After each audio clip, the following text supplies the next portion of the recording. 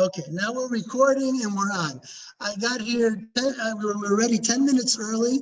We started on time, and then we discovered that it was that we needed the webcam. So then we went to Don's computer, and here we are, and it's we're starting now. All right, I'm recording. Tonight's lecture is not on a specific Messianic figure per se. That's not what it is.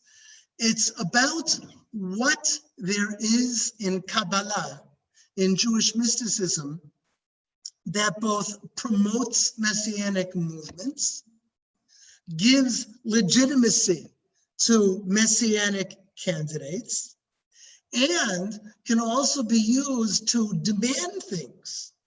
Okay, to demand things of Messianic candidates. The Kabbalah played a major role in Jewish Messianism. Last week we did the Messiah in Yemen, that Maimonides wrote the epistle to Yemen in response to. That was the last non-Messianic, the last non-Kabbalistic Messianic figure. Excuse me. Baruch atah Adonai Eloheinu melech haolam she'akol niya b'paro.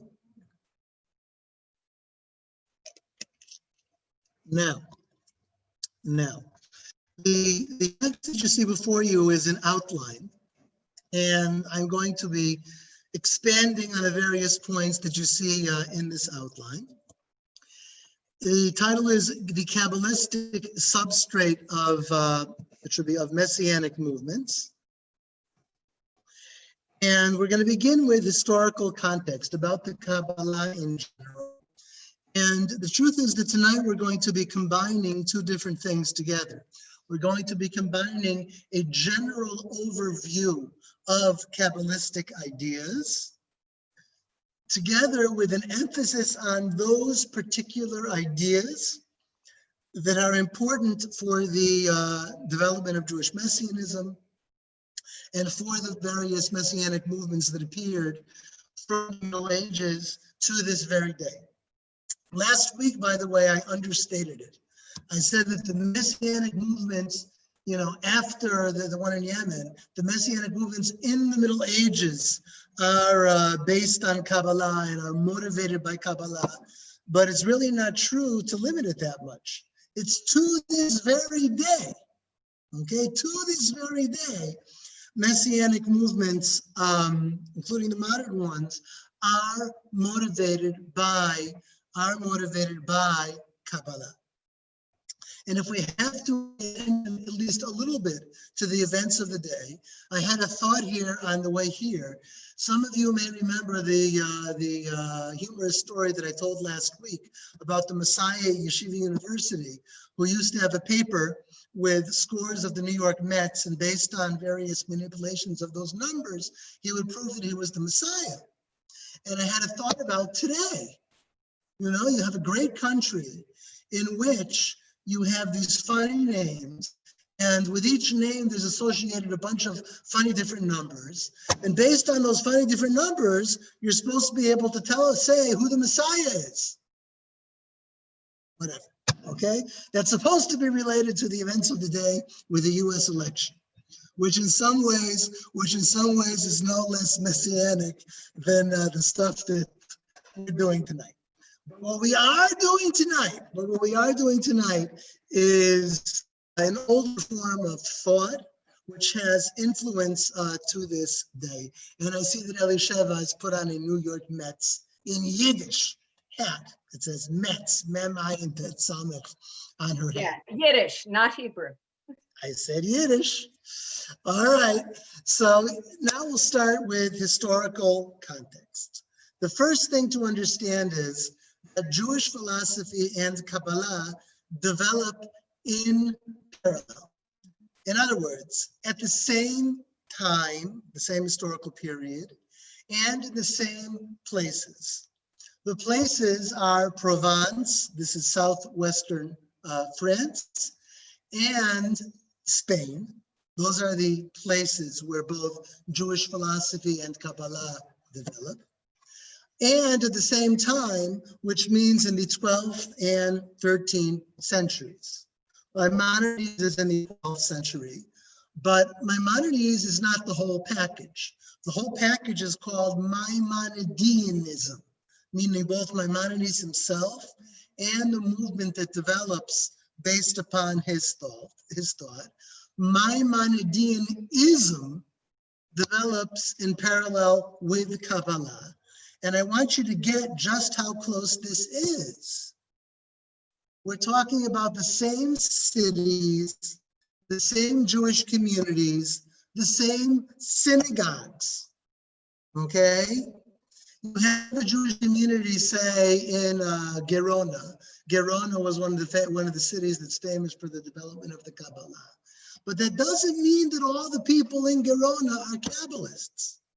You can have people, okay, this is the Middle Ages, so we're talking about men, who are sitting together in the synagogue, and they're even on the same bench, okay? And one of them is a realistic philosopher, and one of them is a Kabbalist.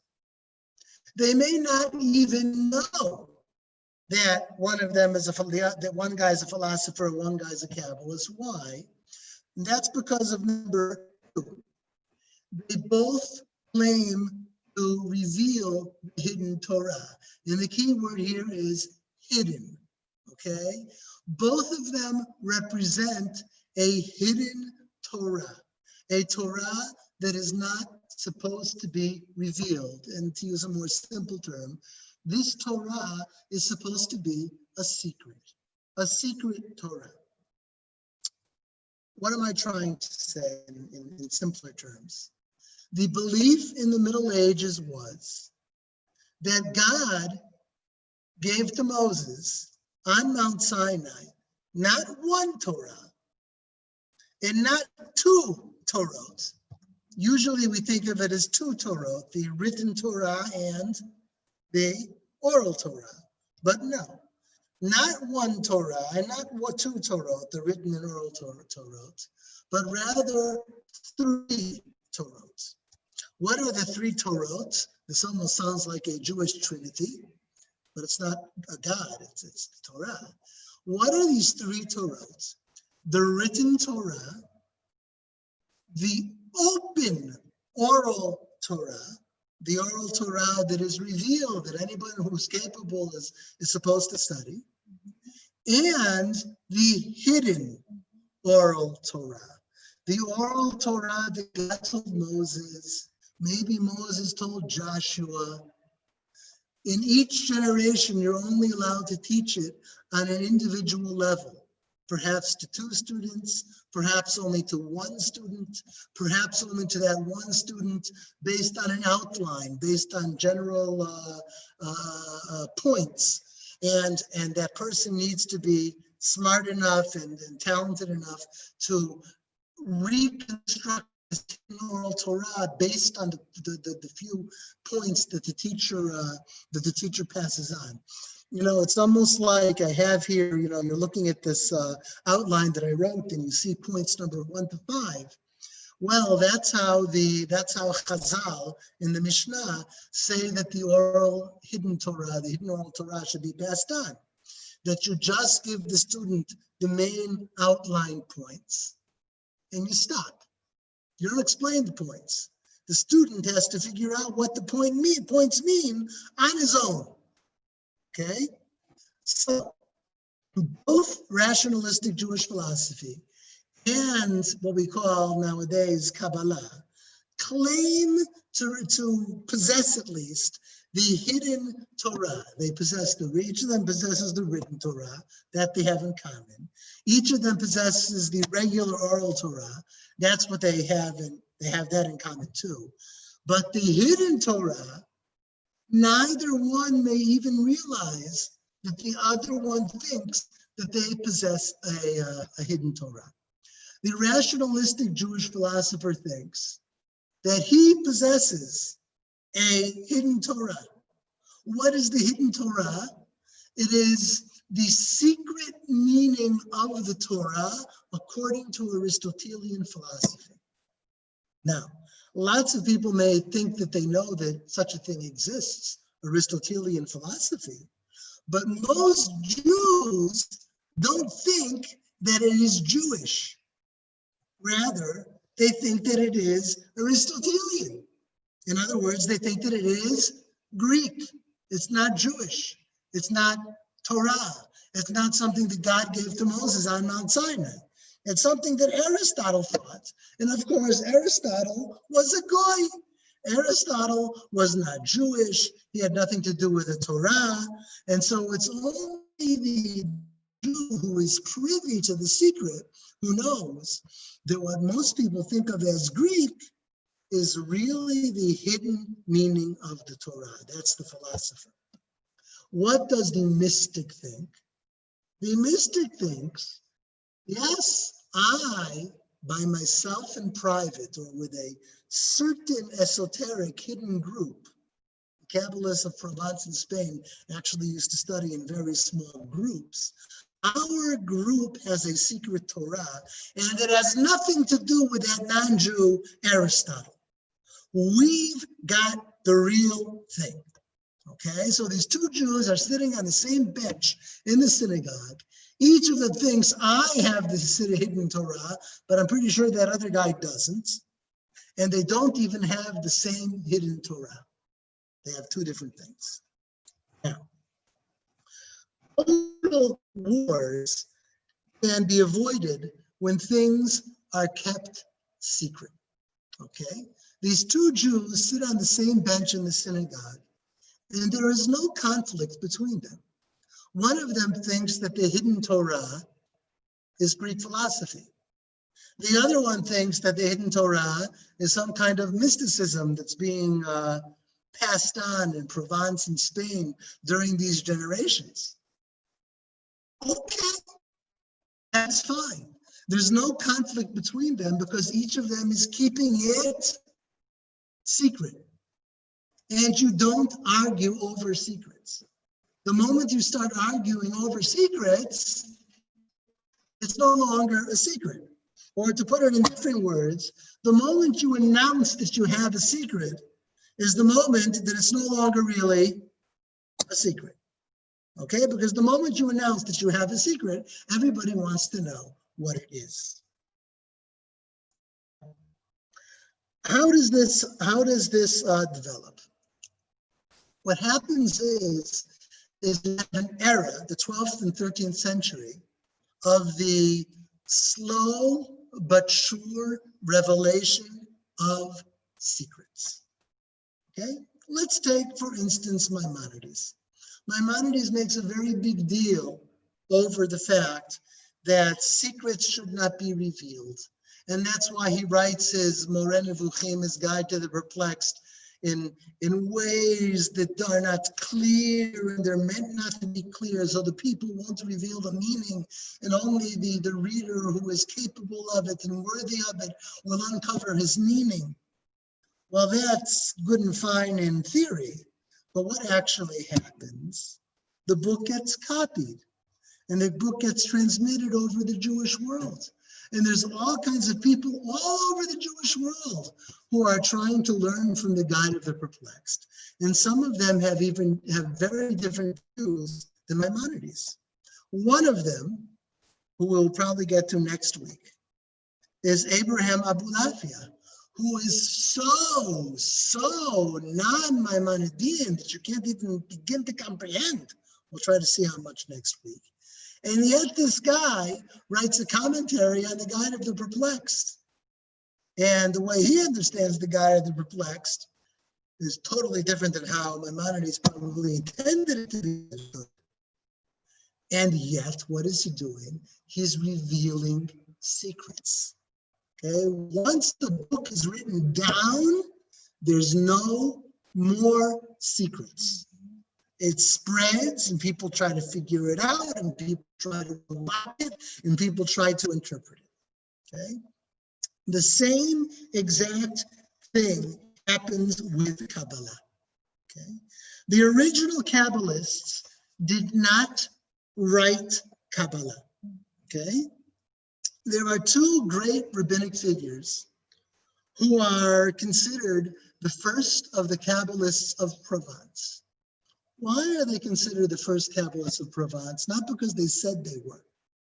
They never said they were, or at least they never said they were in public or in writing.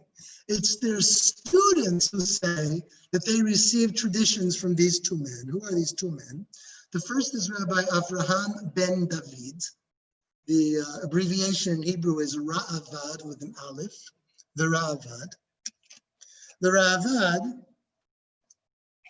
The Ra'avad was a fantastic Talmudic scholar. He was the scholar of his generation, the halachic scholar of his generation, the Talmudic scholar of his generation. And among other things, he wrote the Hasagot, the critical notes to Maimonides' Mishneh Torah. He had a hard time. He didn't like Maimonides' Mishneh Torah. And so whenever he found something to complain about, he would write a critical note to it. And the critical notes were rather acerbic. A lot of times they would say that the person who wrote this doesn't know what he's talking about, or something like that, in that kind of language. Often. So openly he was a critic of Maimonides, but he never wrote Kabbalah. And he never spoke about Kabbalah in public. Another person was Rabbi Avraham ben Yitzchak, who wrote an important halachic work called the Eshkol. Okay? These two men kept the secret a secret. They didn't talk about it and they didn't write about it. But their students said that they were Kabbalists. They said that they received a mystical tradition from them. Okay? The first full-fledged Kabbalistic writings. Could you say his name again, Avi?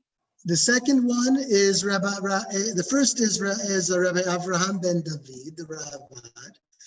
Second one is Rabbi Avraham ben Yitzchak, okay, who wrote the Eshkol. Now, in the second generation, the first full-fledged Kabbalistic writings are by a man by the name of Rabbi Yitzchak Sagi Nahor, in English, Rabbi Isaac the Blind.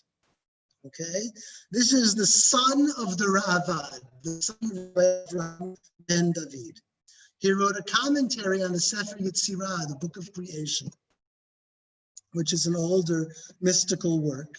Okay, and he wrote a letter to his students in which he talks about Kabbalah. He doesn't. I said that wrong. He doesn't talk about Kabbalah, about the thing itself. He relates to Kabbalah. How does he relate to Kabbalah? He writes a letter to two students in which he warns them to keep Kabbalah a secret. Do not reveal it. Do not write about it openly. Do not teach it publicly. He says that secrets are very dangerous because there's a fine line between belief and heresy. You can study Kabbalah and think you're getting close to God, but you're really becoming distant from God. You can study Kabbalah and think that you are discovering the Torah, but what you're really discovering is a distortion of the Torah. This was the warning of Rabbi Isaac the Blind, the son of the Ravad.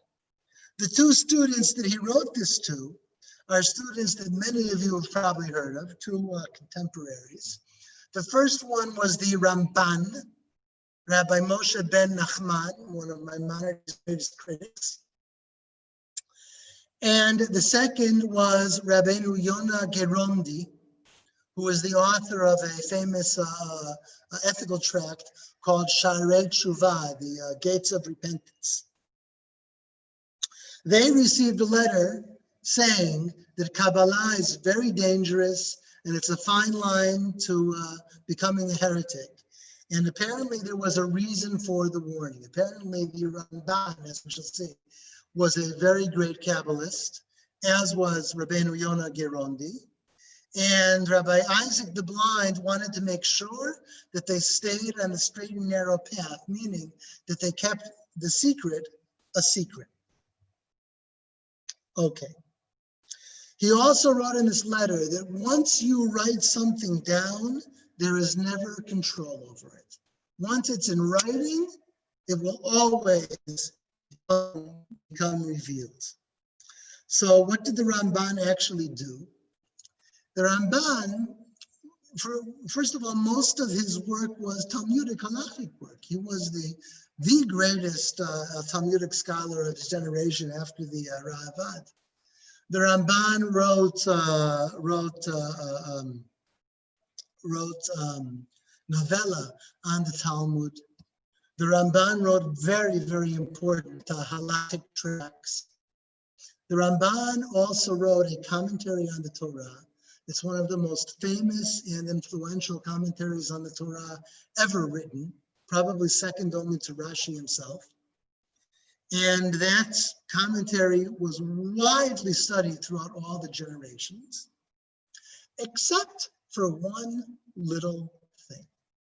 Anybody who studies the Ramban's commentary on the Torah knows that there's parts that you skip. What are the parts? Often, he'll discuss something in the Torah, and he'll mention Rashi, and he'll mention Ibn Ezra, and he'll mention the Midrash, and then he'll say, V'yesh bo sod. This matter contains a secret. And he'll write something that you can read it 50 times and you won't understand it. Okay? It's written in code. You need a key to unlock it. And unless you have the key to unlock it, you can't. So was Rabbi Isaac the Blind wrong? Maybe you can write things and keep them secret. The answer is that even if you write it in a code, and even if you need a key to unlock the code, what is sure to happen is that people will write a commentary on the Ramban's commentary on the Torah and will try to supply the key to unlock the code. And that is exactly what happened. But most people who study the Ramban's commentary on the Torah, they just skip those parts. Now, the Ramban nevertheless gave Kabbalah legitimacy by including it in his Torah commentary. It gives it legitimacy because the great Talmudic figure of the generation, he includes Kabbalah in his commentary on the Torah. That gives it legitimacy. If Kabbalah would be written or would be spoken of by someone who wasn't such a great rabbinic figure, that wouldn't give it any legitimacy. It's the same thing, by the way, with Maimonidean philosophy. Okay, you know, if some Jew came along and said that the true meaning of the Torah is Aristotelian philosophy, so people could just tell him to go home. Nobody has to take that seriously, unless it's the greatest rabbi of the generation, Maimonides.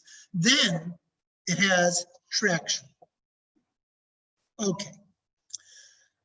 How did Kabbalah spread? From Provence, it went to what is nowadays Spain. It went to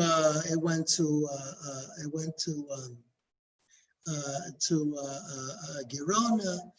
It went to Castile, and there we find a man named Rabbi Moshe de Leon, who revealed the great work of the Kabbalah to the world, the Zohar, in roughly the years 1267 to 1270.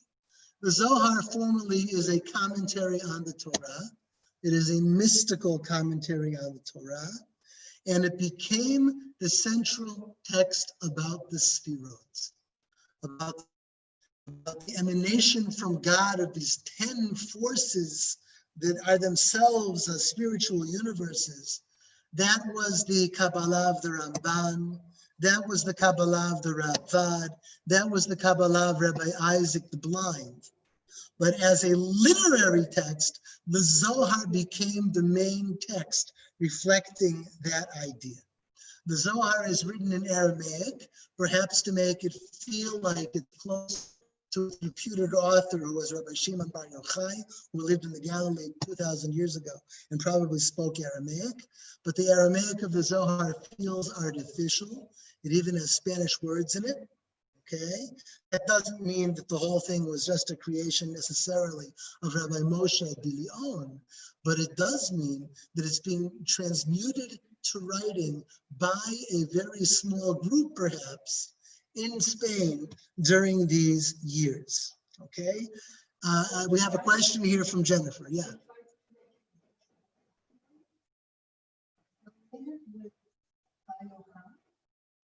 With Bar Yochai. Okay, so let's talk about Shalom. Gershom Shalom, the great scholar of Kabbalah, said exactly what Jennifer just suggested. Okay, he says that the Zohar is simply a pseudepigrapha. Okay, it's a work attributed to a much earlier author 2,000 years before in order to give it status, in order to make it holy. Okay, that's what Gershom Shalom said. That basically Rabbi Moshe de Leon sat in his study and wrote this book, okay, and said, oh, it's not mine, it's Rabbi Shimon Bar Yochai's. And Gershom Shalom didn't just say that off the top of his head. There's actual witnesses from that generation who say that Rabbi Shimon Bar Yochai's wife, they heard her say this, that she would go into her husband and see him writing at his desk, and she would say, how come you're telling people that Rabbi Shimon Bar Yochai wrote this in your time, that you're only transmitting his work, when I see that you're writing your own work and you're not copying anything? Okay, so Gershom Shalom had his reasons, and yet scholars since Gershom Shalom are less convinced of this. No one doubts that Rabbi Moshe de Leon had a hand in this, but he may have been reworking earlier traditions that he received, perhaps orally. That's number one. And number two, and this is Yehuda Liebes, who's perhaps one of the central scholars of Kabbalah today. Yehuda Liebes suggests something interesting. He says, the Zohar always talks about groups. It always talks about the groups going out to nature and seeing something or engaging in conversation. And that it's likely, he suggests, that the Zohar was not the work of Rabbi Moshe de Leon, but the work of a group that Rabbi Moshe de Leon belonged to in Spain at the time. Okay, and one of his reasons is, he says that we have other writings by Rabbi Moshe de Leon, and the language doesn't match. And none of his other writings have this power, this literary power that the Zohar contains. And therefore, he suggests that perhaps it is the work of a group, as indeed the Zohar itself suggests that it is. Now, what are the dynamics of revealing a secret? The dynamics are as follows, okay? If you have a government document, if you're part of some kind of like a government committee and you're preparing a document, and there's rumors floating around that something's going on and that maybe this document exists. Once the rumors are there, what have you got to do? You've got to produce the document. Because if you don't produce the document, somebody else is going to produce the document, or even a forgery or a non-true version of the document, right? And if you don't do it now and do a good job on it, someone else is going to do a much worse job, or an awful job, or a complete forgery. Okay, you got to produce it once the rumor is out. And that perhaps is the rationale of the Zohar. Okay, there's rumors out there of a secret Torah. They're floating around. People are talking about them. If we don't produce this, and produce this in a very powerful way, then someone else is going to produce something else, which will either be worse or be completely false. Okay. Now, Kabbalistic idea of God. What does the Kabbalah do with God, and what is this going to have to do with messiahs? The first main idea, or the first main realm of thought for God in the Kabbalah is that God is very, very much in the Kabbalah a duality. Okay? There's two aspects to God. The first aspect you can see here is the hidden aspect, which is called ayin, which means nothing. It's called nothing because it's nothing to us. It's completely hidden from us.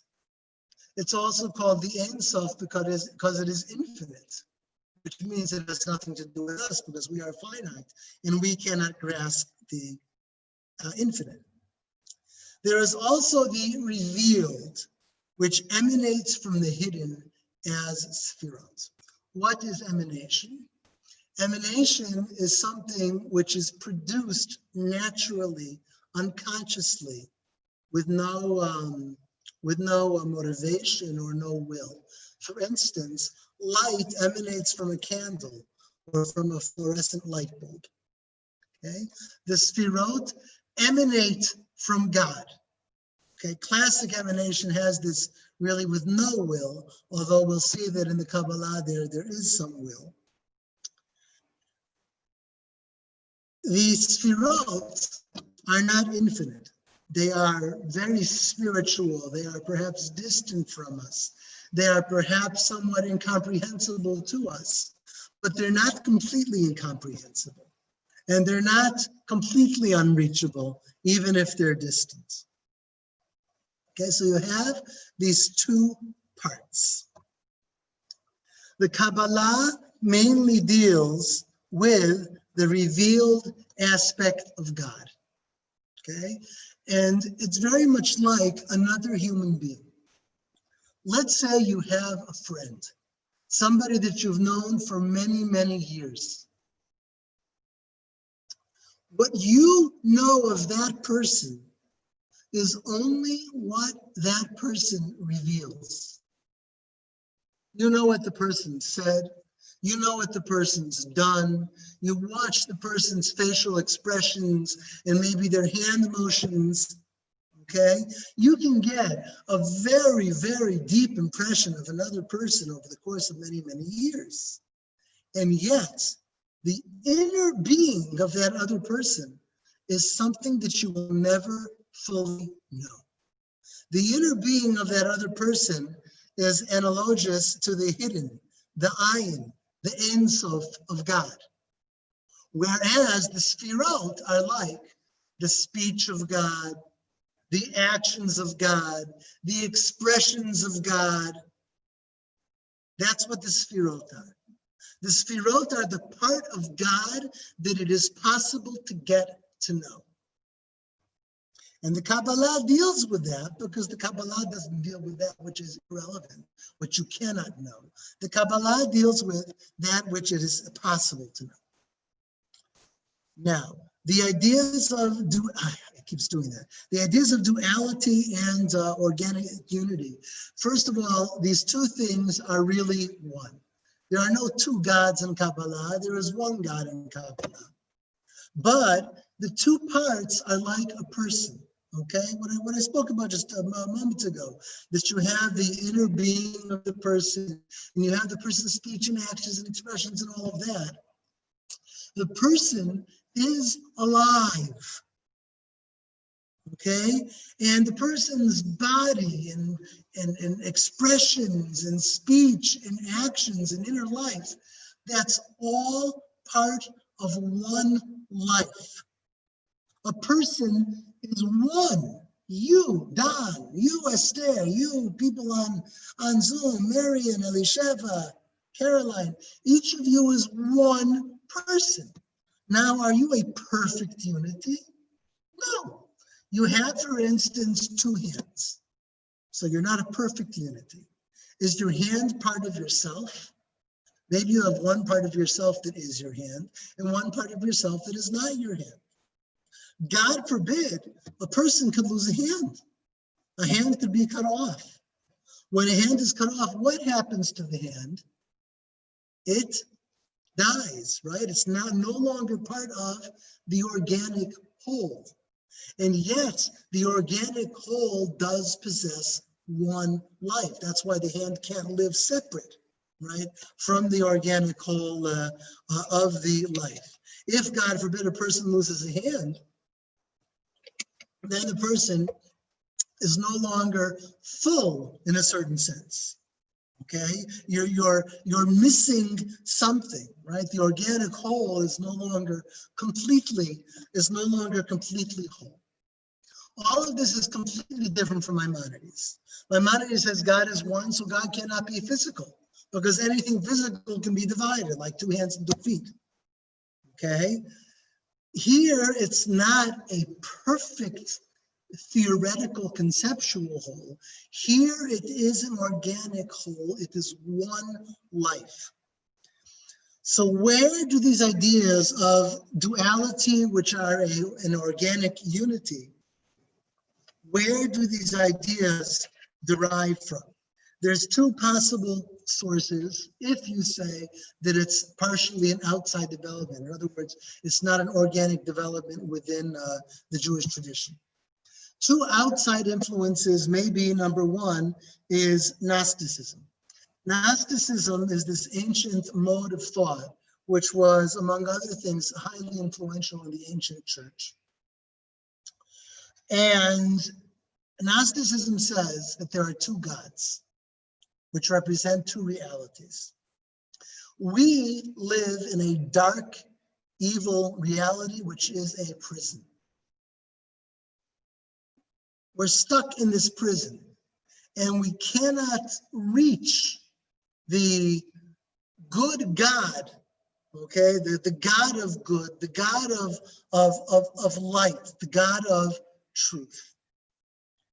And the only way to reach this God, can't reach him while we're in prison. The only way to reach this God is to break out of the prison of falsehood, to break out of the prison of physicality, okay, and to reveal the light, or to bring the light in. There was an ancient Christian heretic by the name of Marcion. Marcion's idea was that the Old Testament is the evil God.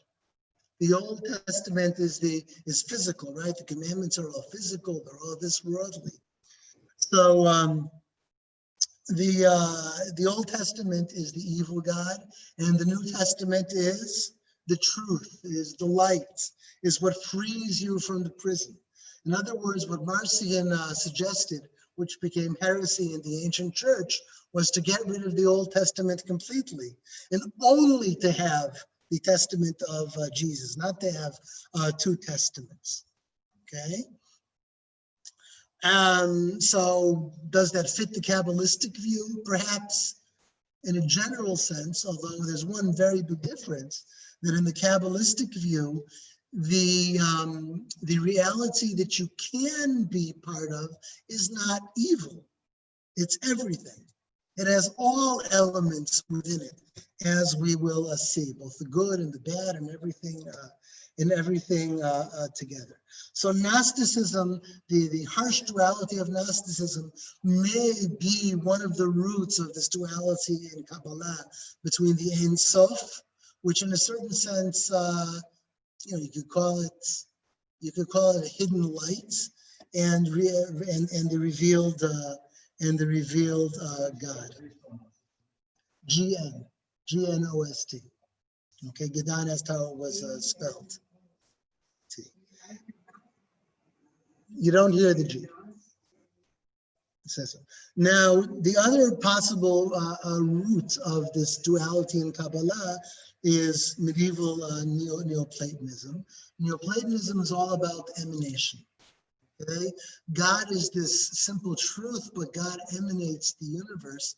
So here you have a simple truth, the Ayin, or the Ein Sof, emanating a complicated truth of the Sfirots and all of their complicated relations. Okay? So here we have this idea of God as a duality, part of which cannot be touched, and part of which can be realized, can be confronted, can be acted upon, can be heard. Okay. The Kabbalistic idea of God has a big impact on the Kabbalistic idea of the Torah. The Kabbalistic idea of God, of the revealed part, is the 10 Sfirot, which again is from a perfect conceptual unity, like Maimonides, to an organic unity, like this living being, even with a body, so to speak, which is very, very distant from Maimonides. Okay. By the way, one nice way to think of the Kabbalistic view of God, of the revealed part of God, is to think about ecology. Okay. Nature has all of these elements that are in balance, and that's when nature functions. If you would try to only fix one aspect of nature and only concentrate on one thing, and put all your energy into that and put all of human effort into that, rather than fixing nature, what you would do is destroy nature. Okay? All of the forces always have to be within balance. And that fits the organic view of God in the Kabbalah. Okay. Now.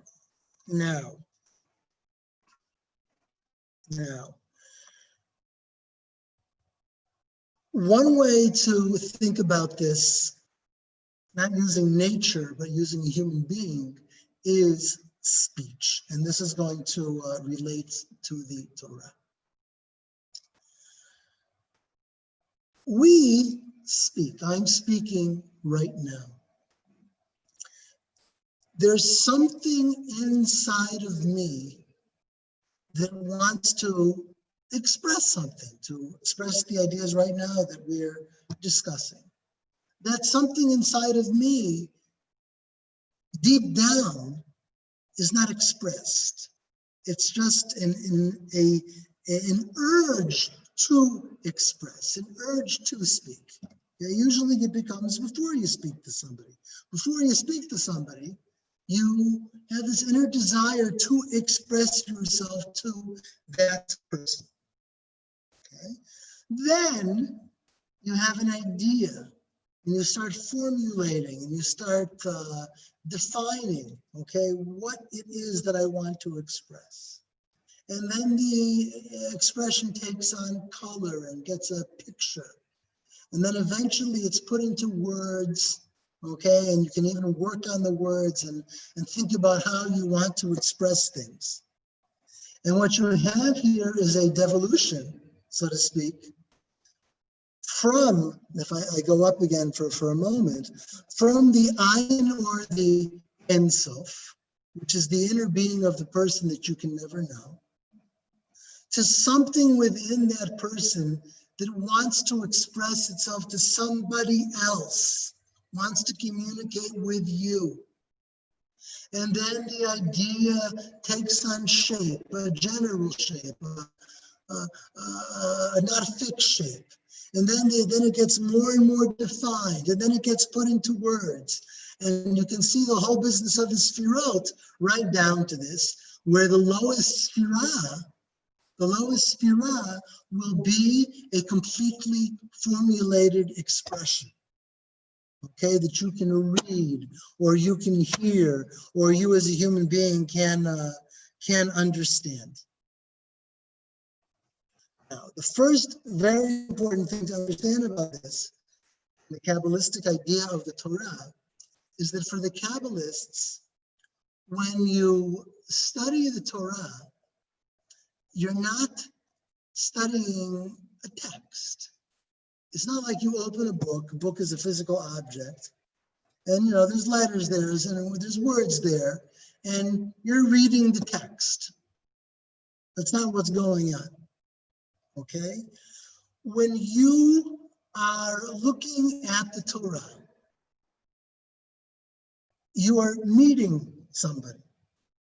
You're meeting God, okay? The Torah, the way I expressed there, number one is, Torah is, compared to the traditional idea of the Torah, the traditional idea of the Torah is that the Torah is a book in which God's will is expressed.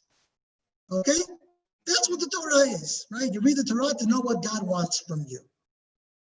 Well, can you know what another person wants without meeting the person? You're shaking your head no, but think about it for a second. You can, right? Somebody that you've never even met can write you a letter. Okay? Bibi Netanyahu can write you an SMS before the election, right? Saying, vote for me. And, you never met the guy in your life. Okay, so a text can convey somebody's will, but you might not actually meet the person. The Kabbalistic idea is that the Torah is not a book that reveals God's will. Rather, the book, so to speak, is God himself. The way I wrote it here, a revelation of God itself. Revelation, in simpler terms, means to meet God. Like when you meet a human being, when you meet a person. When you interpret the Torah, you are meeting God. God is there. God is in front of you. Okay? The concrete meaning of the Torah, we're not just talking, by the way, about the 5 books of Moses, we're talking about the oral Torah too. The Midrash, the Talmud, all of it, written and all together, the concrete meaning completely dissipates, okay? You are confronted with a living being. The living being is the Torah. God emanates the Torah like a person who speaks.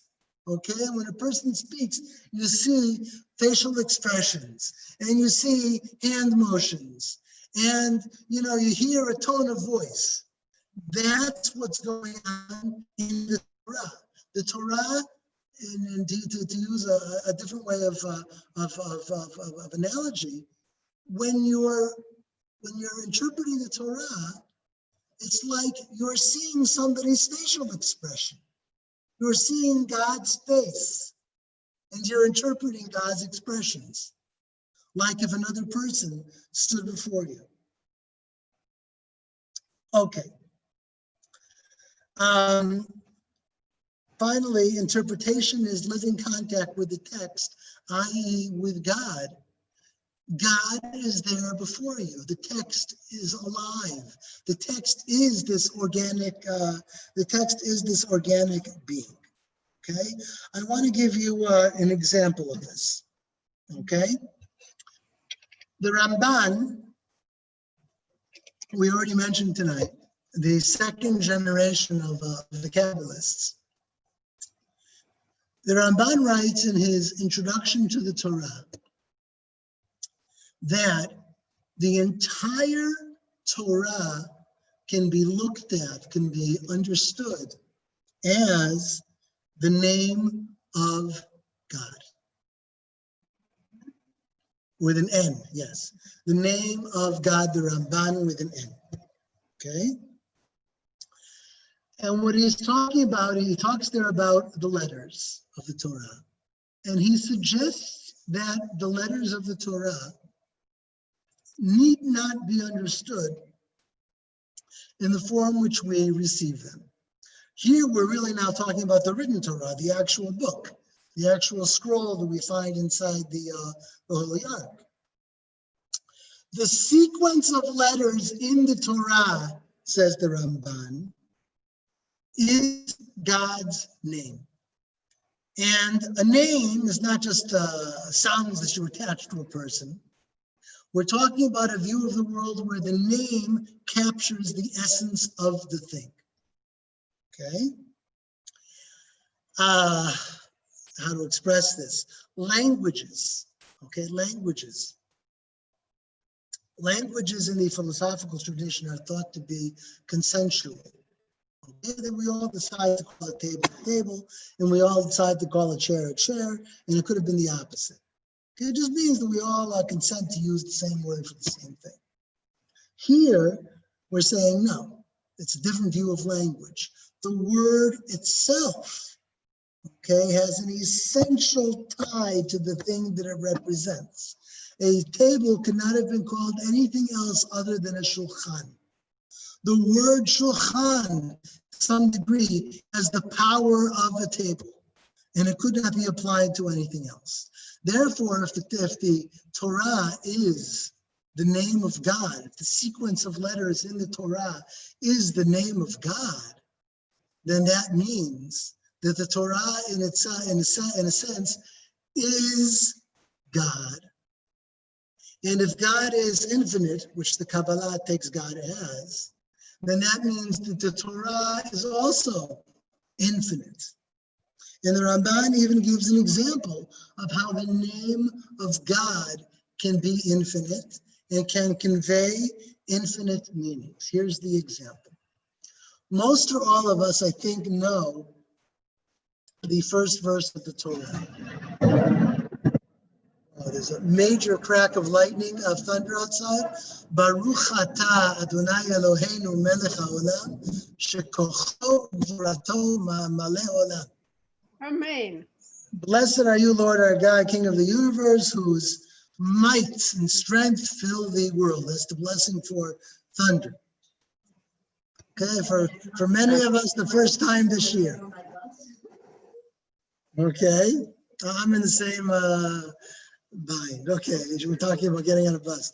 All right, so back from the thunder, back to our topic. We know the first verse of the Torah.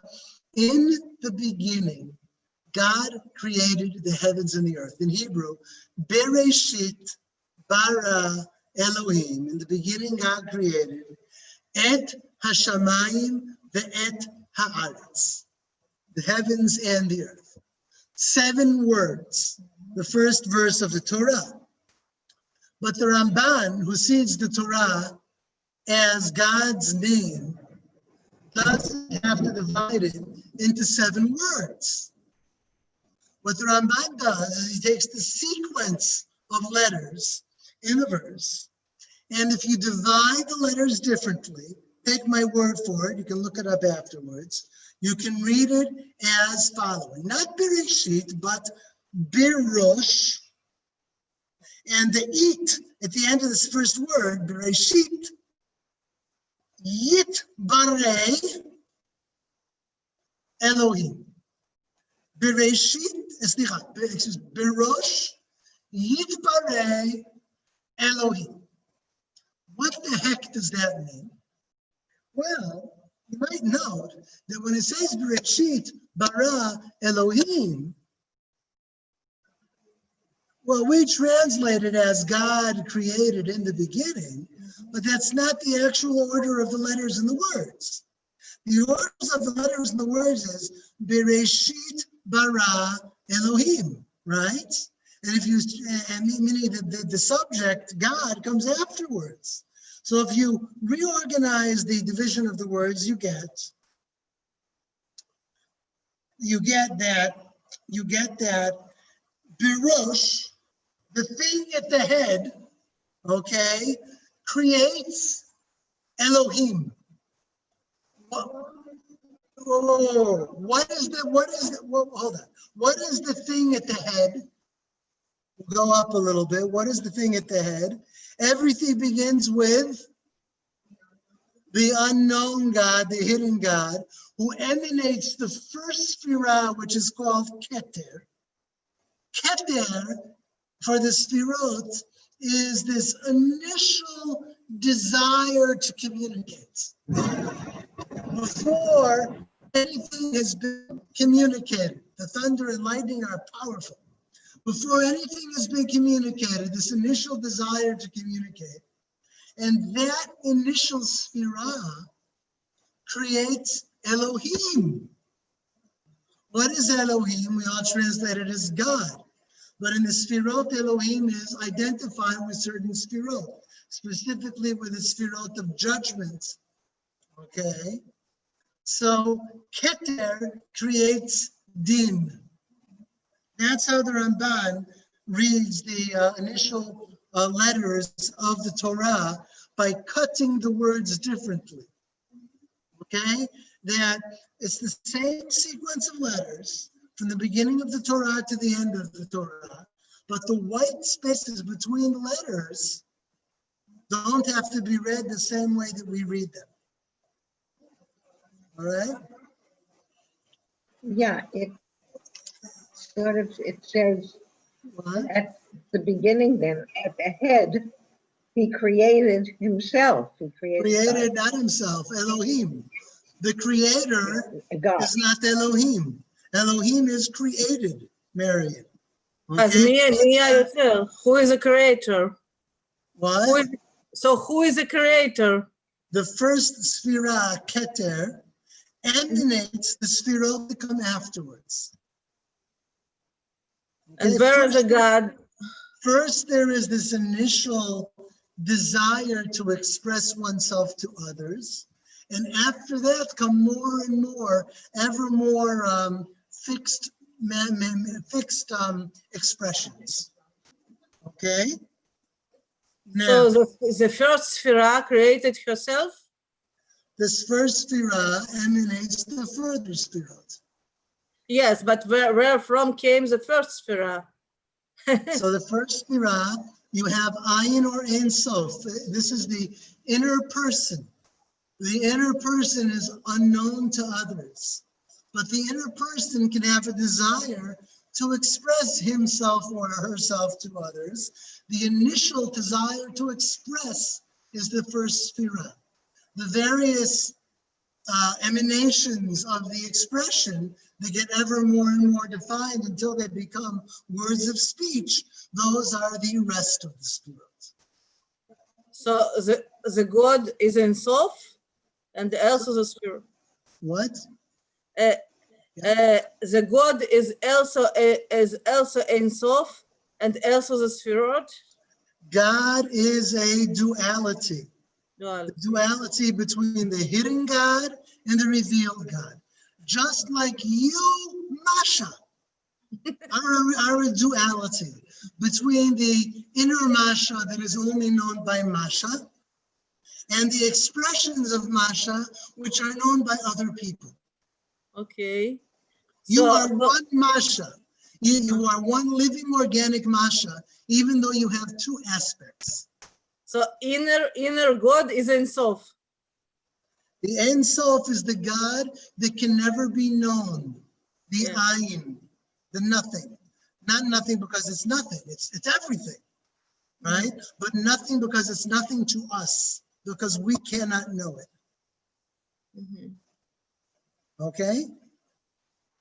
Now, there was a question here. Yeah. Oh, no question. Okay.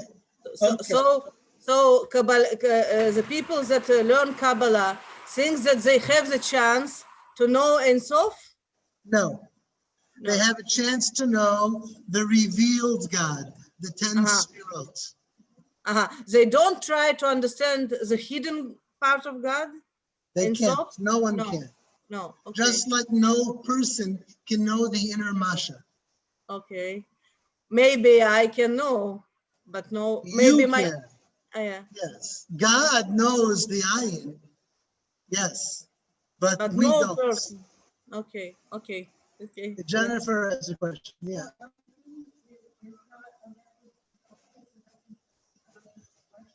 It's when Jennifer asked, what do you mean Elohim isn't God? Doesn't Elohim mean God? In the Kabbalah of the Zohar, Elohim is identified with certain Sphirot, particularly with Din. Okay?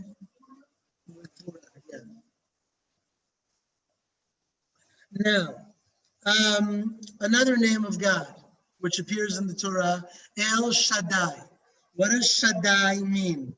Shaddai, according to Chazal, means this is the God who said the world has a limit. that the world, the creation was like an organism that kept growing. And then God said, die, you grew enough. All right. Rashi says, it's the God who has died, the God who has enough for everyone.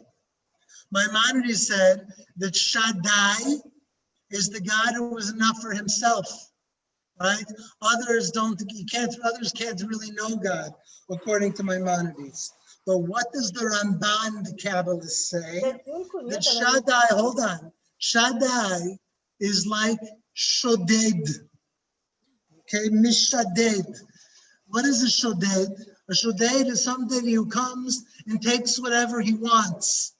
Basically, a Shoded has control over everything, okay? And so El Shaddai means that this is for the final Sphira, which rules our world, okay? Okay. And each aspect of the Torah is a different face of God or a different expression of God. The Ramban says, for instance, the book of Kehilat, which only mentions the name Elohim, and which has all these harsh questions and doesn't have any miracles, the book of Kehilat is a representation of Elohim. When you read Kehilat, you're seeing, so to speak, the angry face of God, or the strict face of God. You're seeing an expression of God's face. Okay. But what is the ultimate name of God? The ultimate name of God is the main name of God, is the four-letter name Yod and He and Vav and He. And this name is most powerful because it contains all 10 Sfirot together. How does it contain all 10 Sfirot together? It begins with the letter Yud, and the letter Yud is written with a little chupchik, with a little thorn on top. The typography, the typology of the four letters are all 10 Sfirot. The thorn on top of the Yud is the first Sfira, Keter. The very first one, because Keter is nothing but a point.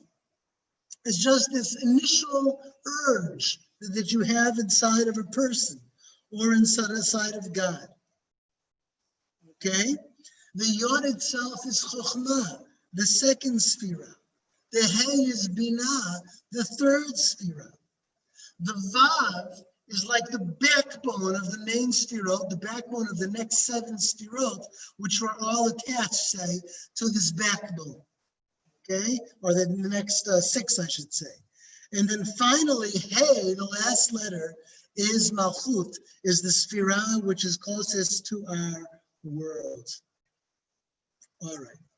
What does all of this mean for Torah study? When a Kabbalist studies Torah, how is it different than when a regular Jew studies Torah?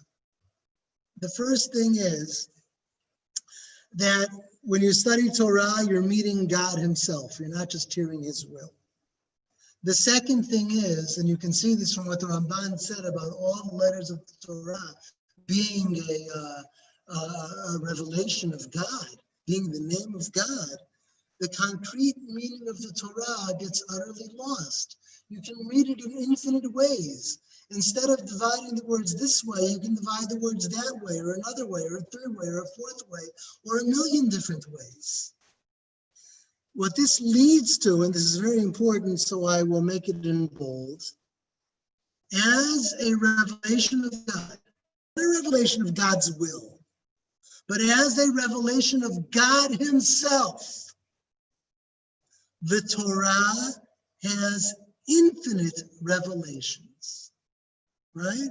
When you talk to a person and know a person over a period of many years, you get many revelations of that person.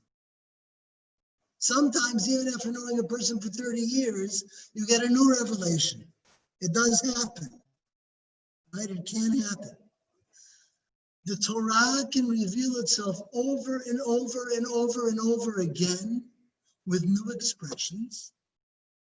Plus, not just over and over again, but in infinite ways, meaning there is no limit to the amount of things, the number of things, or even the kinds of things that you can learn from the Torah. Okay? And the reason I bolded this, and the reason why this is going to be so important coming up is that if all the letters of the Torah can be divided any way you want, and as we'll see probably next week, it gets even crazier than that, okay?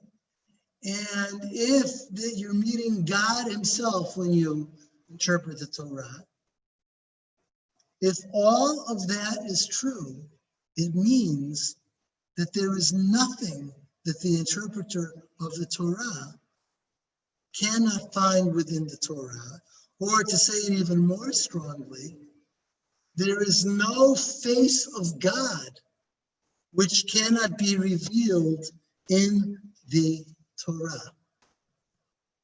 Meaning, there's no limit to what you can do. Okay, to put this in context, we're talking about the Middle Ages. We're talking about a very traditional time. We're talking about a time for the Jews in which the Torah that we're talking about, the hidden Torah, the mystical Torah, is at best the third leg, right, of the table. It's the third Torah. We have the revealed written Torah. We have the revealed oral Torah. And those two things are supposed to, and indeed do, right? They regulate life. Jews in the Middle Ages lived according to fixed patterns. They lived according to the fixed patterns of the halakha, which is derived from the written Torah and the oral Torah.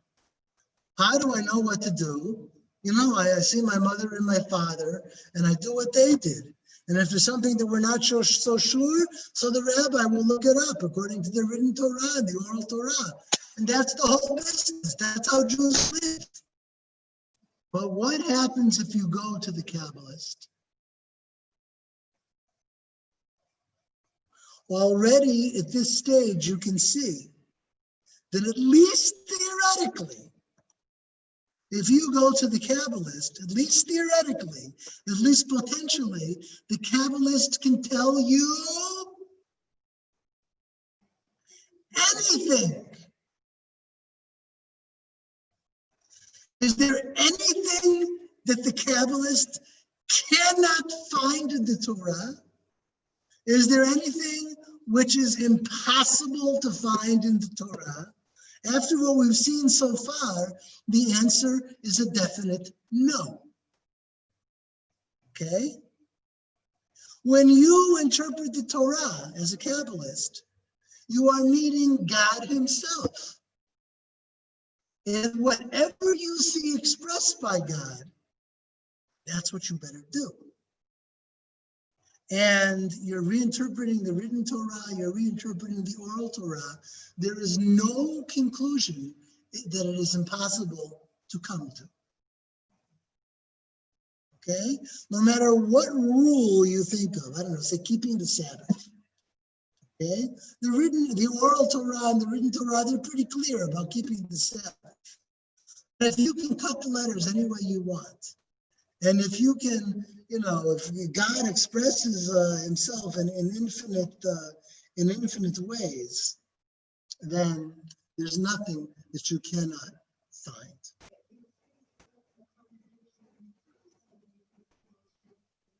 Jennifer's asking a question.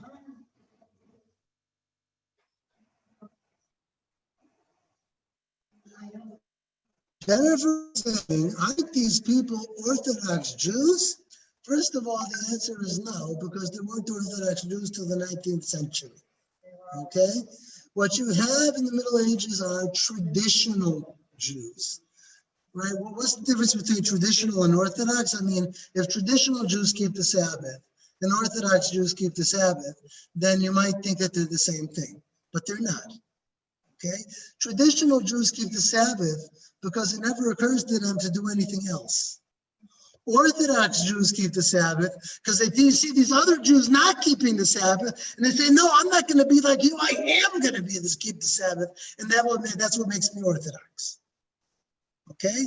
Traditional Jews never think of it, and it never occurs to them to do anything else. So if you're a Jew in the Middle Ages, you're naturally going to keep the Sabbath just like your grandparents and your grandparents' grandparents. There's no issues here. The written Torah, tells you to keep the Sabbath. The oral Torah, tells you to keep the Sabbath. But what happens if you bump into a Kabbalist? I have a question. Before your question, first let's answer this question. What happens if you bump into a Kabbalist? In principle, must the Kabbalist tell you to keep the Sabbath? If he finds... In principle, just answer the question. Must the Kabbalist tell you to keep the Sabbath? Okay, so Jennifer here said anything is possible, so apparently not. That is correct, but only in principle. Something which I was going to say at the end, but instead of waiting, I'll say it here and now to make sure that nobody gets the wrong idea. Okay?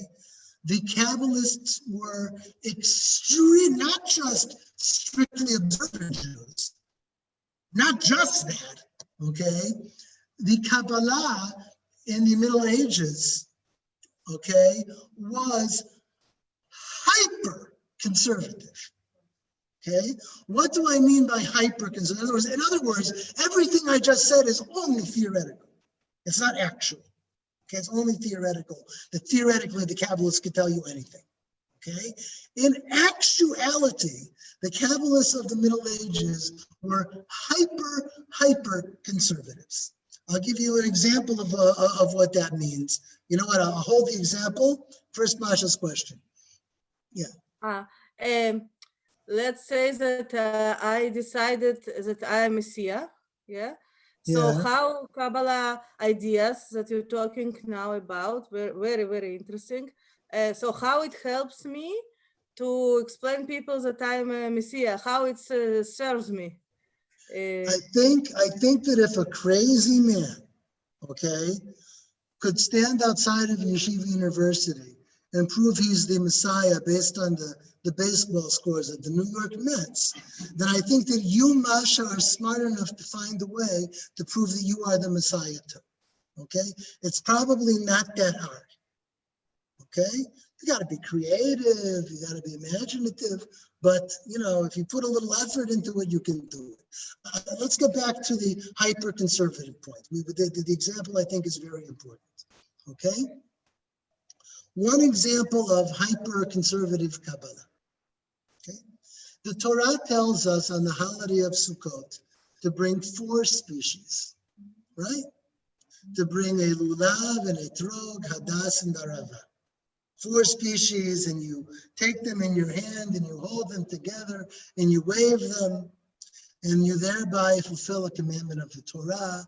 Maimonides says that the commandment makes us grateful for rain, thunder and rain. Okay, all of these are things that grow with rain. Okay, they're beautiful, and so you're thankful for the rain. What does the Zohar say about the 4 species? Well, in the Talmud, there's discussions, first of all, about how of each of the 4 species do you take? Okay? For instance, it says arve nachal in the plural, right? So maybe more than 1. And in fact, how many aravot do we take? You probably know, many of you, that we take 2. And we take 3 hadassim. And there's discussion in the Talmud about this. How many hadassim do you take? How many aravot do you take? So the rule is that we follow to this day. Do you take 1 lulav, you take 2 aravot, you take 3 hadassim, and you take 1 etrog. What's the total number if you add them all up together? 7, right? 1 plus 1 plus 2 plus 3 is 7. Okay, fine. But the halakha is very, very, very clear that if you only have 1 arava, or only 1 kosher arava, or you only have 1 kosher hadas, that's enough. Okay, you fulfill your obligation even by taking one. So far, so good. You're all good? Very nice. What does the Kabbalah come along and say? The number 7 is very, very important in the Kabbalah, especially the way it comes out in the Lulav, because the central aspect of Kabbalah are the 6 main sefirot that come after the first 3. It's like 3 plus 6 plus 1. Okay, those are the main groupings. 3 plus 6 plus 1. Within the 6, you have 3 plus 3, but that's not important to us now. Okay? So, what do you have? You have bound together, you have 6, the lulav and the 2 hadassim and the 3, the 2 aravot and the 3 hadassim. And you bring them together with the beautiful etrog, who symbolizes the 10th sefirah. Okay? And when you do this, you're symbolizing the coming together of the main body of the sefirot in the final sefirah, which is female, the main body of the sefirot, which is male, in a very intimate act, in a loving act. In other words, it's very important to have the 2 aravot and to have the 2, 3 hadassim. Before the Kabbalah, Jews might have said, okay, I have 4 species, but I only have 1 hadas, good enough. I tried to get 3, I only have 1, good enough. But what does the Kabbalah do? The Kabbalah makes it extraordinarily important to have the 3 hadassim, because otherwise you're not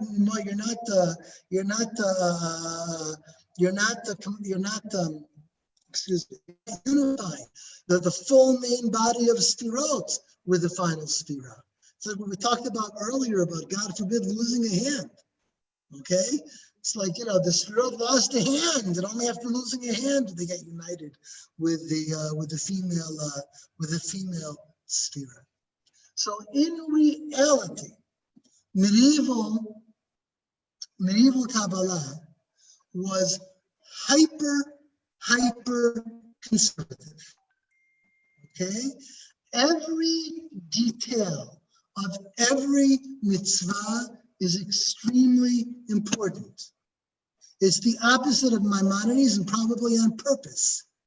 Maimonides said it's important to do the mitzvah, but the details aren't important. This many, that many, who cares? Right? Maimonides wrote a halachic book about how many.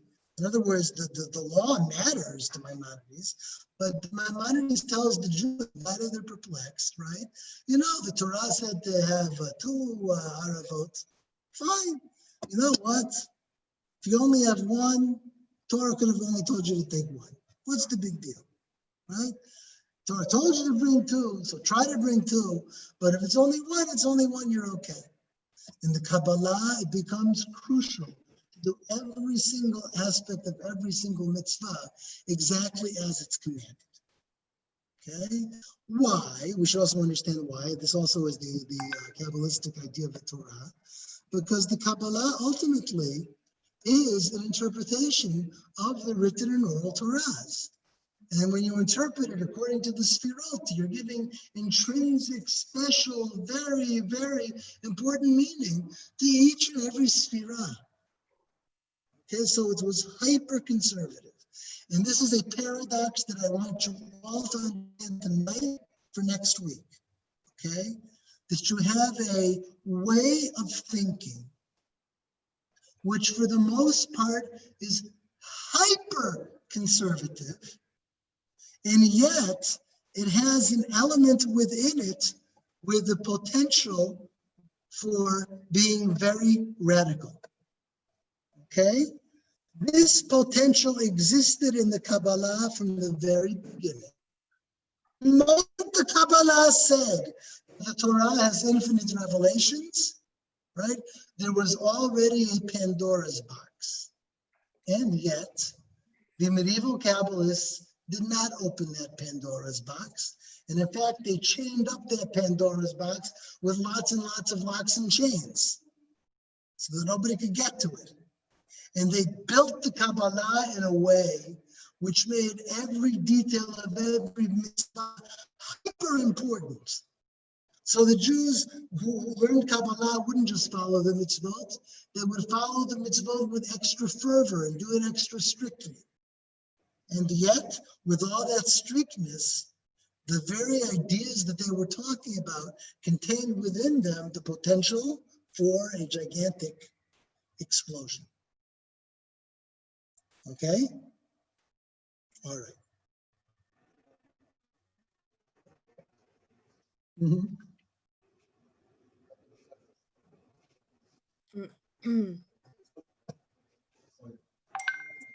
Yes. Don is asking about the sociological side. I'll repeat the question when he's done.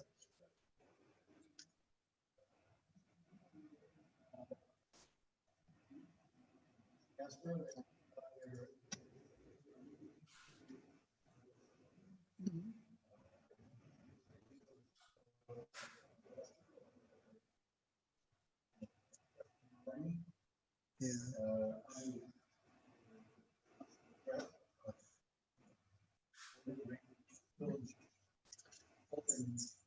The Don is saying that Jews in medieval times were often threatened and often oppressed, yeah.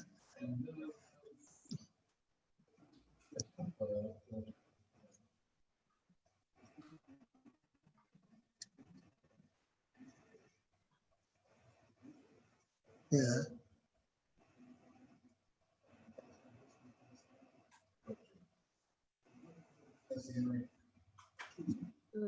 Yeah. Okay, Don is suggesting that the Kabbalah was motivated by a desire to bring the redemption, to end the suffering, to end the persecution, to end the oppression. That's very, very true, and that's what we're going to get to soon. We're doing the Kabbalistic idea of the Torah, the human being. We're going to do the Kabbalistic idea of history also, okay? So that's quite true. That's quite true. The Kabbalistic idea of the human being. The main idea here is that I'll have to move the. Okay. First of all, the human soul is a divine substance. The Hebrew term is chelek Eloah mima'al, a piece of God on high. And you see that the word here for soul is neshama. The Ramban explains it like this. The Ramban says that in the Torah, it says, Vayipach be'apo nishmat chayim. Chayim, life, says the Ramban, is God. Vayipach be'apo, he put into his nostrils, nishmat chayim, the breath of the living one, meaning the breath of God. The actual breath of God went into the person, says the Ramban. Furthermore, the Ramban says that when one person breathes into another, some of the person's essence goes into that person, meaning that human beings contain some of the essence of God. This also relates back to the very beginning of tonight's talk, where we talked about how God is not a conceptual whole. I mean, there's 10 sefirot.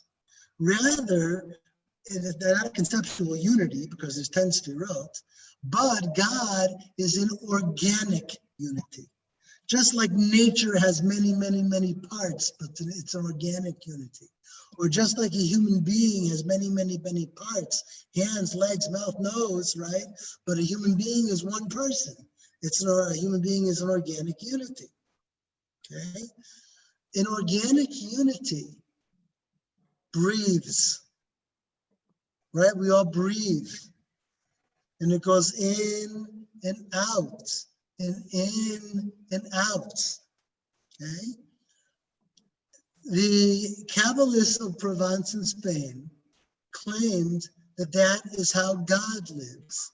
God is constantly breathing, Okay?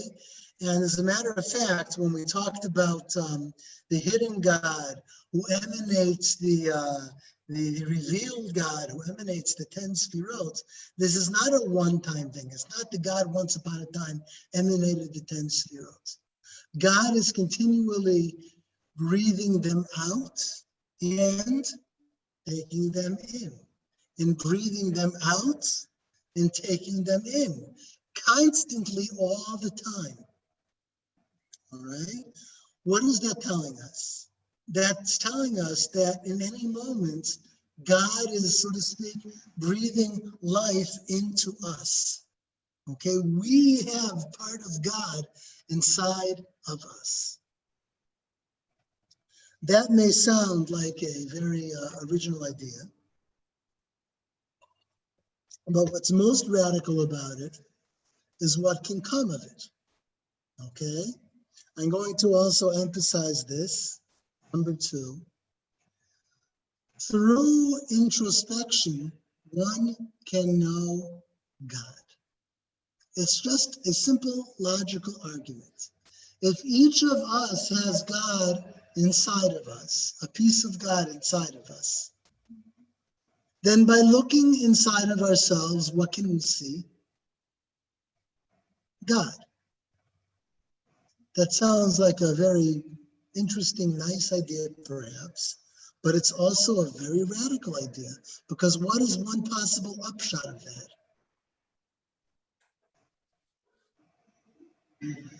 Jennifer said narcissism, but I think it's worse than narcissism.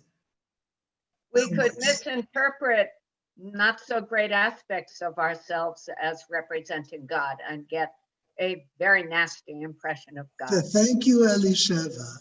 If you look inside of yourself, think of the things that you could find. And the Kabbalah is telling you that you can, that you can look inside yourself and find God. Now, the Kabbalah is not telling you that everything you find inside yourself is God. But if through introspection you can potentially find God, then at least potentially, at least theoretically, somebody could look inside himself or herself and say, hey, that's God, right? And pull something, pull a rabbit out of the hat, but a very ugly rabbit, or a very dangerous rabbit, or a very destructive rabbit.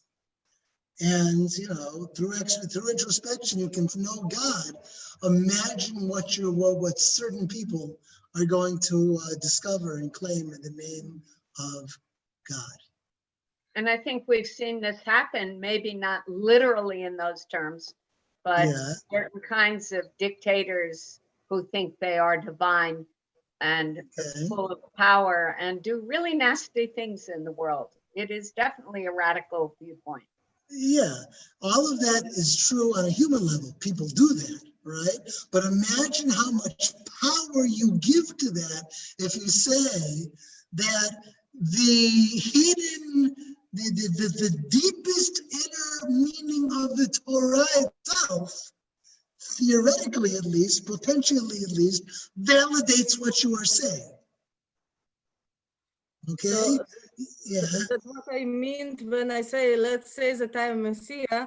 It was a joke. I don't think that I'm Messiah, but every man can come and say, I'm making introspection now, and my neshama is from Elohim. And I understand from some things, from some signs, I understand that I'm Messiah. Why not?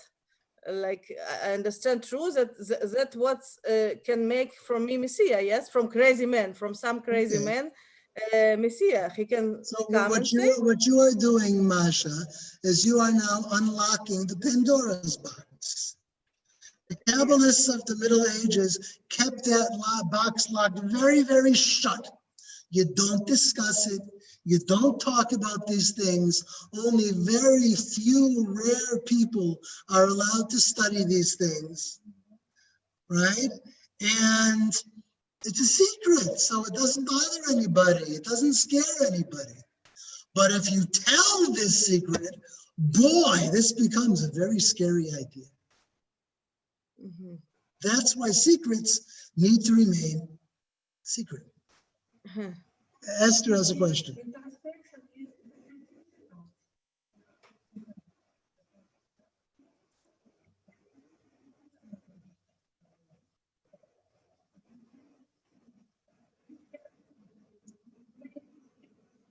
Yeah.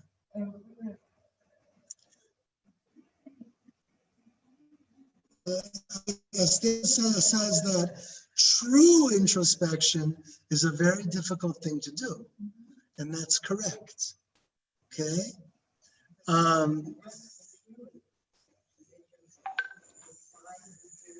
Well, I think the Kabbalists meant true introspection, but someone else, right, could take it in another direction.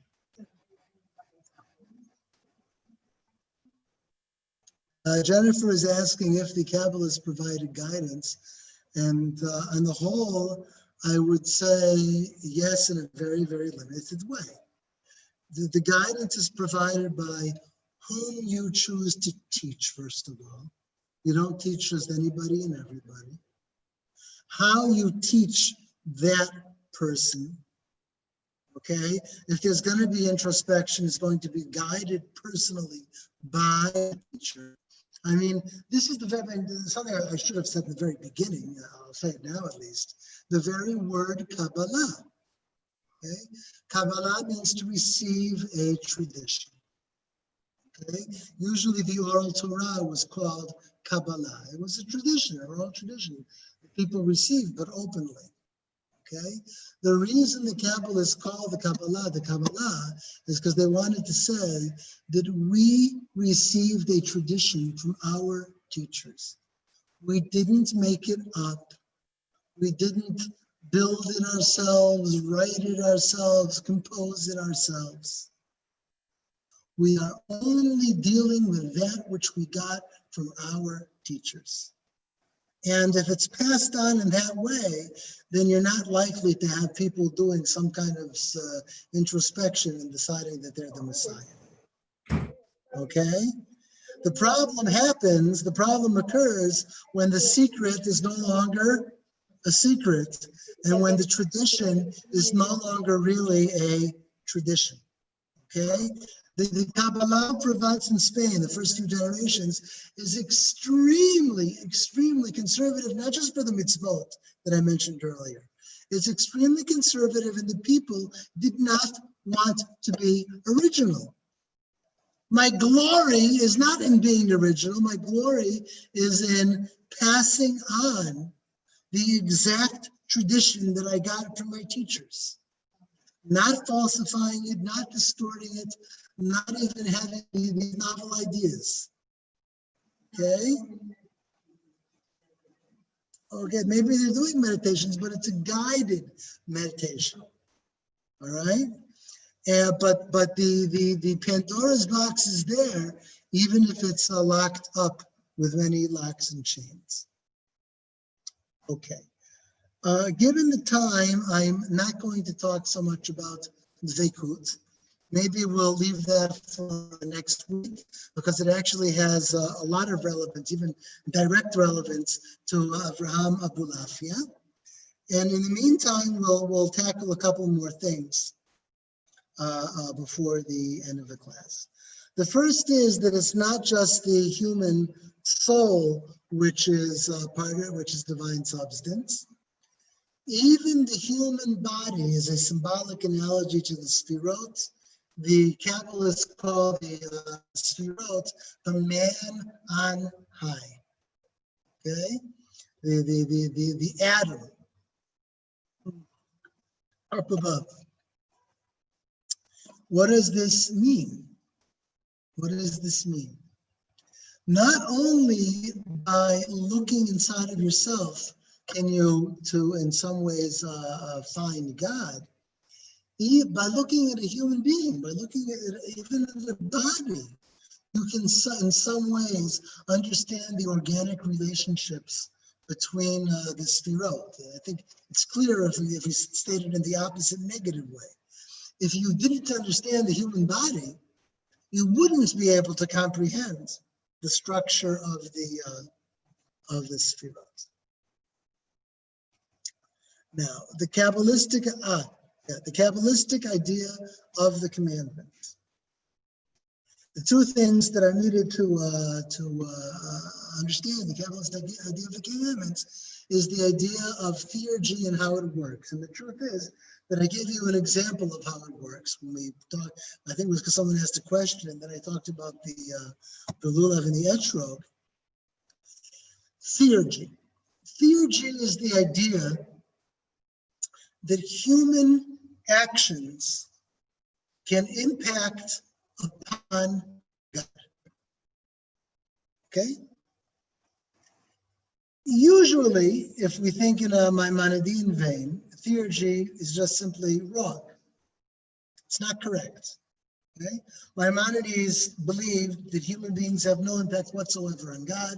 And if we do the commandments, we do the commandments because they're good for ourselves. God doesn't need us to do anything.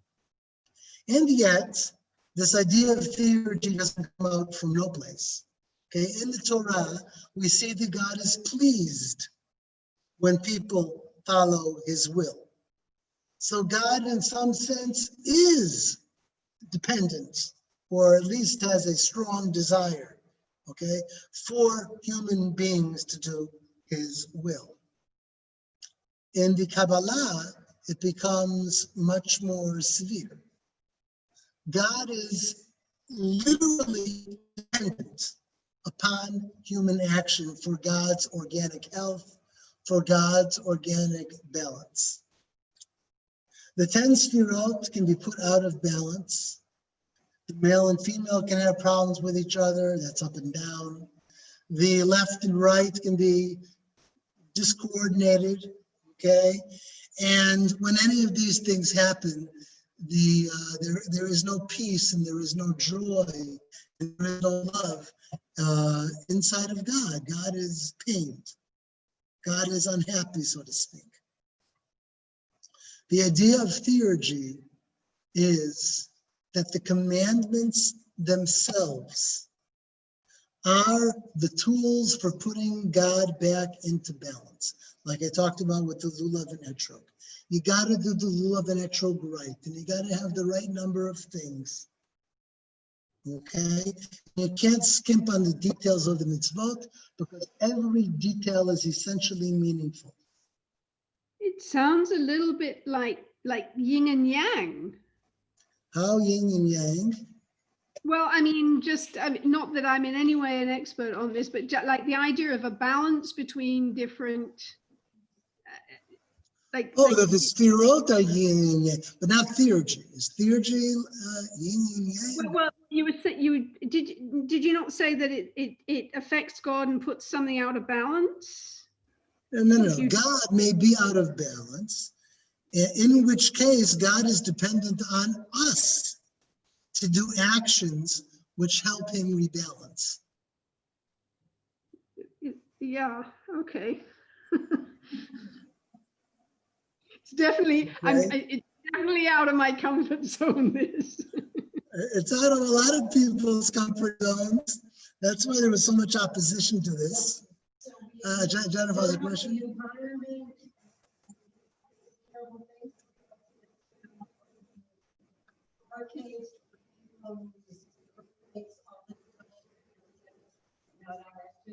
Okay.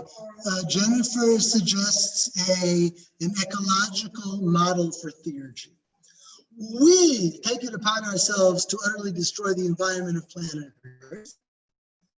And in consequence, right, we get tsunamis and ozone layers and whatever, okay? All right, and those things are like God's reaction, okay, to what we have done, okay. That's negative theurgy. The kind of theurgy the Kabbalah talks about is usually positive theurgy.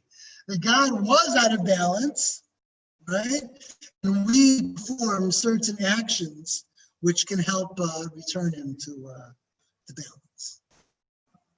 Okay.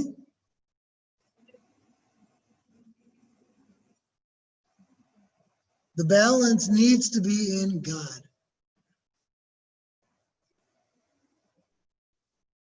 God is, so what Esther said is, what do you mean God needs to be balanced? God is perfect. God is perfect as the God of Maimonides and the Greeks.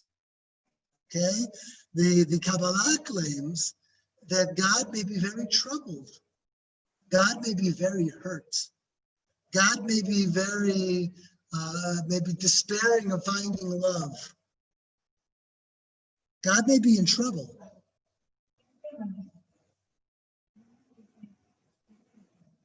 In the revealed God. Yes, in the revealed God, the emanated God. All right. Now, the Kabbalistic idea of history, this is what Don brought up. What's the traditional idea of history? Traditional, I mean, Jewishly traditional. In the Bible and in the Chazal, the sages, you find that history is the playing field for the relationship between God and Israel, right? The relationship between God and Israel plays out over history. Israel spurns God, and then there's an exile. Israel returns to God, and then there's a redemption, and so on and so forth. It's the traditional idea.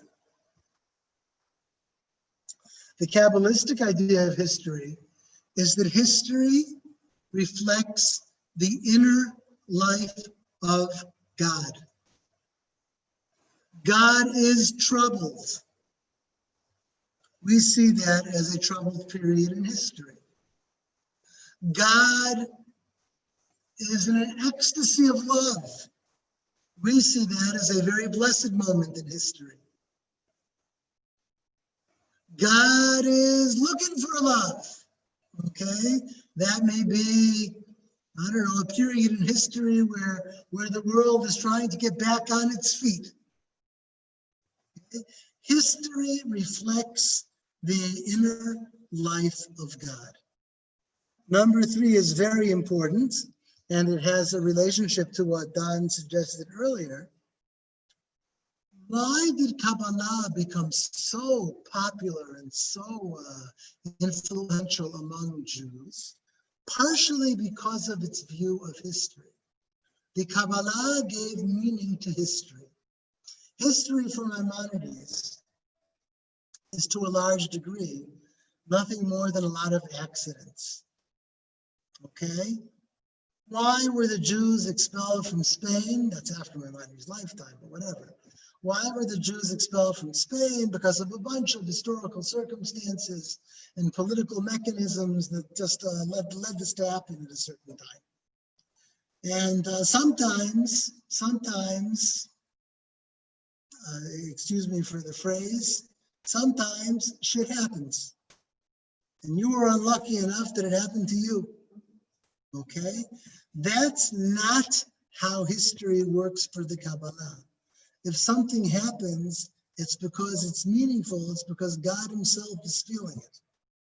Okay, if something terrible happens, God himself is suffering. If something wonderful happens, God himself is rejoicing.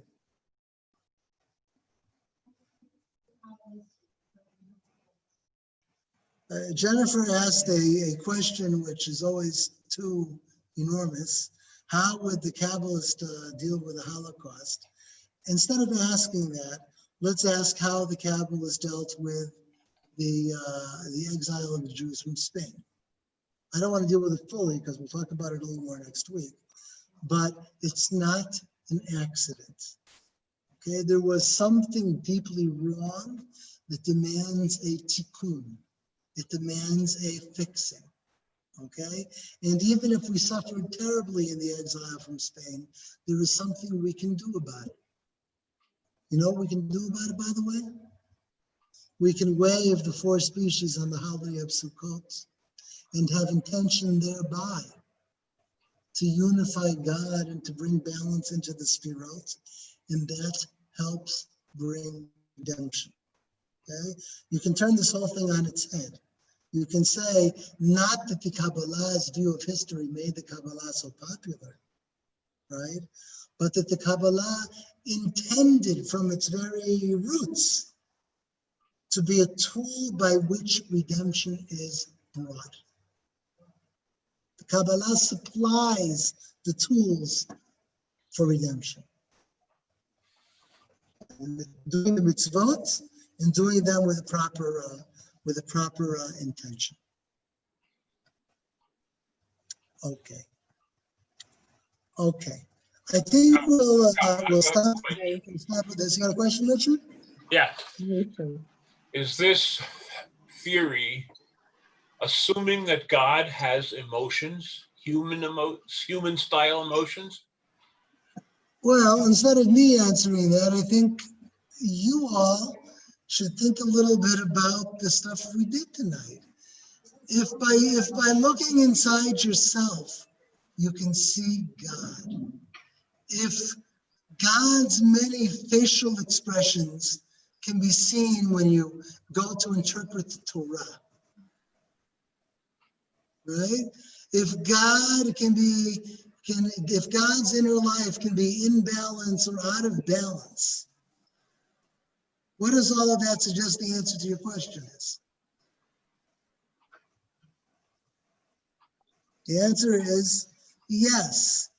God is, I shouldn't say God is, I should say a person is truly like God. Even the body, certainly the soul. A person is truly like God.